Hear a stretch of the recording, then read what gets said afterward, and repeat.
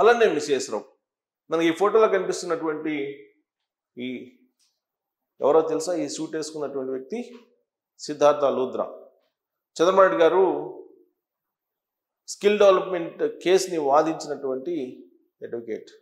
దేశవ్యాప్తంగా senior most అడ్వకేట్స్లో Siddhartha Luthra గారు ఒకళ్ళు. ఆల్రెడీ అనేక మంది అక్కడ సీనియర్స్ ఉన్నారు. హరీష్ సాల్వే లాంటి వాళ్ళు వీళ్ళంతా ఉన్నారు. అలాగే రోహత్ గతి ఉన్నారు. ఇలా చాలామంది ఉన్నారు. కానీ సిద్ధార్థ లూద్రా పేరు ఎందుకు తెలుగు వాళ్ళకు పరిచయం అంటే చంద్రబాబు నాయుడు గారు కేసును డీల్ చేశారు. క్వాష్ పిటిషన్ మీద సుప్రీంకోర్టు వరకు రకరకాలుగా వాదించినటువంటి అడ్వకేట్. కొన్ని కేసుల్ని ఇప్పటికి కూడా సిద్ధార్థ లూద్రా గారు తెలుగుదేశం పార్టీ కేసుల్ని డీల్ చేస్తున్నారు. At the same time Jaganmohan Reddy గారికి సంబంధించిన కొన్ని కేసులు కూడా అప్పట్లో డీల్ చేశారు. అది ఇప్పుడు ఈయన ప్రస్తావన ఎందుకు వస్తుంది అని అంటే, ఇప్పుడు జగన్మోహన్ రెడ్డి గారికి సంబంధించినటువంటి మీడియా సిద్ధార్థ లూద్రా గారిని సీన్లోకి తీసుకొచ్చింది. రంగయ్య అనుమానాస్పద స్థితిలో మరణించిన తర్వాత రంగయ్య మరణానికి సంబంధించి ఆయన అనుమానాస్పద స్థితిలో మరణించారు అనేటువంటి దాని మీద ఏం చేయాలి అని సిద్ధార్థ లూద్రా తోటి చంద్రబాబు నాయుడు గారు ఢిల్లీలో చర్చించారు అనేది జగన్ సంబంధించినటువంటి మీడియా ప్రస్తావించినటువంటి అంశం. వాస్తవంగా అనేక మంది సాక్షులు చనిపోయారు. 6 సాక్షులు చనిపోయారు ఇప్పటి వరకు. ఈ సాక్షులందరూ ఎందుకు చనిపోయారు? ఇవి సహజ మరణాలేనా లేదా అనుమానాస్పద స్థితిలో మరణించారు కాబట్టి దీని వెనక ఏమైనా కుట్ర ఉందా అనే దాని మీద క్యాబినెటే చర్చించింది. ఆ క్యాబినెట్ సమావేశానికి డీజీపీ హరీష్ కుమార్ గుప్తా గారు కూడా వచ్చారు. ఆ విషయాన్ని కూడా తప్పుపట్టారు జగన్మోహన్ రెడ్డి గారి మీడియా. అసలు క్యాబినెట్లో డీజీపీ గారిని పిలిచి ఈ కేసును చర్చించాల్సినటువంటి అవసరం ఏంటి అనేటువంటి కోణాన్ని లేవనెత్తారు. అంతేకాదు సిబిఐ విచారిస్తున్నటువంటి క్రమంలో ఇప్పుడు మళ్ళా రాష్ట్రానికి సంబంధించినటువంటి పోలీసులు ప్రత్యేక సిట్టు ఏర్పాటు చేసి ఈ కేసుని టేకప్ చేయాల్సిన అవసరం ఏంటి అనేది జగన్మోహన్ రెడ్డి గారికి మీడియా ప్రశ్నిస్తూ ఉంది. ఒకవైపు సిబిఐ ఈ కేసుని విచారిస్తుంది, రాష్ట్ర పోలీసులు ఎంటర్ అయ్యారని అంటే దీని వెనుక ఏదో కుట్ర ఉంది, జగన్మోహన్ రెడ్డి గారిని ఇరికించేటువంటి ప్రయత్నాలు చేస్తున్నారు, జగన్మోహన్ రెడ్డి గారికి ఏమీ తెలియదు ఈ కేసుకు సంబంధించి, అయినప్పటికీ ఆ కేసుని జగన్మోహన్ రెడ్డి గారికి అవినాష్ రెడ్డి గారికి పులిమేందుకు ప్రయత్నం చేస్తున్నారు అనేది జగన్మోహన్ రెడ్డి గారి సొంత మీడియా అభిప్రాయపడుతుంది. రంగయ్య సహజంగా మరణించరు, పోలీసులే కొట్టి చంపించారు. గతంలో జగన్మోహన్ రెడ్డి గారు ఉన్నప్పుడు రంగయ్య బతికే ఉన్నాడు. ఇప్పుడు చంద్రబాబు నాయుడు గారు ఉన్నారు అధికారంలో. రంగయ్య ఇప్పుడు అనుమానాస్పద స్థితిలో మరణించారు అంటున్నారు కదా, పోలీసులే కొట్టి చంపారు అనేటువంటి యాంగిల్ని ఇప్పుడు జగన్మోహన్ రెడ్డి గారి ఓన్ మీడియా, సొంత మీడియా, కూల్ మీడియా సరికొత్త కోణాన్ని తెర మీదకి తీసుకొస్తుంది. అప్పుడు వివేకానంద రెడ్డి గారు కూడా చంద్రబాబు నాయుడు గారు అధికారంలో ఉండగానే మర్డర్ అయ్యారు. ఇప్పుడు రంగయ్య కూడా అనుమానాస్పద స్థితిలో చంద్రబాబు నాయుడు గారు అధికారంలో ఉన్నప్పుడే మరణించారు అనేటువంటి దానికి లింక్ పెట్టారు. డాక్టర్ సునీతారెడ్డి ఆమె భర్త వాళ్ళిద్దరూ కుట్రబన్ని అసలు వివేకానంద రెడ్డి గారిని చంపారు అనేటువంటి ఆరోపణల మీద ఎందుకు ఇప్పుడున్నటువంటి చంద్రబాబు నాయుడు గారి ప్రభుత్వం దృష్టి సారించటం లేదు, ఆ కోణం నుంచి దృష్టి సారించాలి కదా అని చెప్పి ఒక డైరెక్షన్ ఇస్తుంది. రెండో భార్య వివేకానంద రెడ్డి గారికి ఉన్నారు, వివేకానంద రెడ్డి గారు రెండో భార్య, అలాగే వివేకానంద రెడ్డి గారి కుమార్తె మధ్య వివాదం జరిగింది. వాళ్ళిద్దరి మధ్య వాట్సాప్ చాటింగ్ కూడా ఆధారాలు ఉన్నాయి. మరి వాళ్ళిద్దరి మధ్య వివాదం కారణంగానే వివేకానంద రెడ్డి గారి మర్డర్ జరిగింది.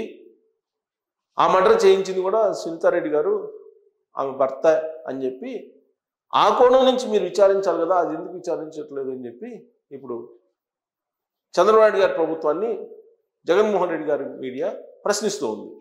కొత్త కోణాన్ని తీసింది. అసలు విచారించాల్సింది ఈ కోణంలో కదా, మరి సాక్షులు చనిపోతే వచ్చేటువంటి నష్టం ఏంటి, విచారణ ఇటు జరగాలి కదా అని చెప్పి డైరెక్షన్ ఇస్తుంది. సాక్షులేమో చనిపోయారు, చనిపోతూ ఉన్నారు.